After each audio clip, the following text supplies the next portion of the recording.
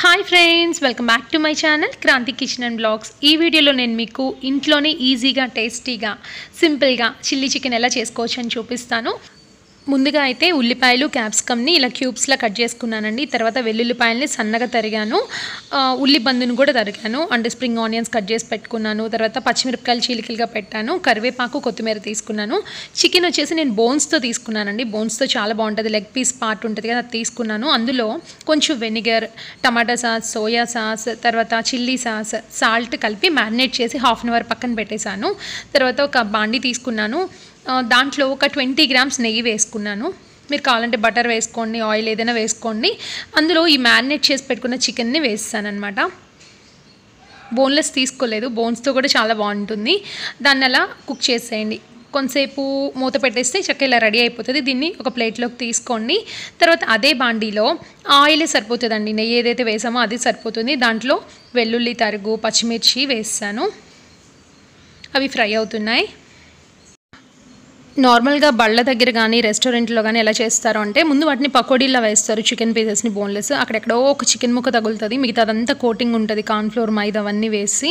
మనం అలా కాకుండా ఇలా చక్కగా ప్లెయిన్గా చికెన్తోనే చేసేసుకోవచ్చు అనమాట ఇంట్లో అయితే. బయట అయితే మనకి అలా చేసి ఇవ్వరు మోస్ట్లీ. తర్వాత అవి ఫ్రై అయిపోయాక ఆనియన్స్ కూడా వేస్తానండి. ఆనియన్స్ ఫ్రై అవుతున్నాయి.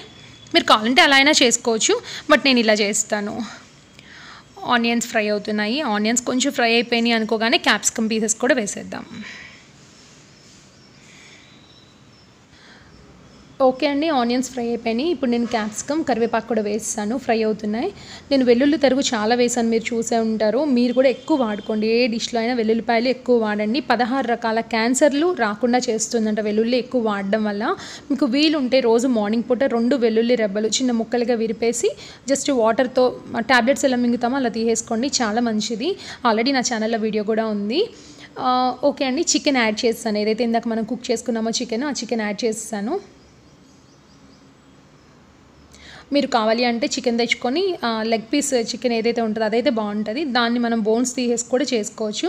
మా ఇంట్లో వాళ్ళు బోన్స్తో తినేస్తారు, అందుకే నేను అలా చేస్తాను. ఓకే, రెడీ అయిపోయింది కదా. ఇప్పుడు ఉల్లి తరుగు వేసేయండి. ఉల్లి తరుగు ఈ డిష్కి సూపర్బ్ ఉంటుంది అనమాట. తర్వాత కొత్తిమీర కట్ చేసి పెట్టుకున్న కొత్తిమీర కూడా వేసేయండి. రెడీ అయిపోయింది కదండి. ఇప్పుడు కొంచెం టమాటో సాస్ యాడ్ చేశాను. తర్వాత కొంచెం టమాటో సాస్తో ఆనియన్స్తో గార్నిష్ చేసేయండి. మీ పిల్లలకి ఇవ్వండి, ఇష్టంగా తింటారు, హెల్దీ కూడా. అప్పుడు హెల్త్ పాడవద్దన్న భయం కూడా ఉండదు. ఓకే ఫ్రెండ్స్, ఈ వీడియో కనుక మీకు నచ్చినట్లయితే ప్లీజ్ లైక్ చేయండి, షేర్ చేయండి, సబ్స్క్రైబ్ చేసుకోండి, బెల్ బటన్ ప్రెస్ చేయడం అస్సలు మర్చిపోకండి. బాయ్ అండి.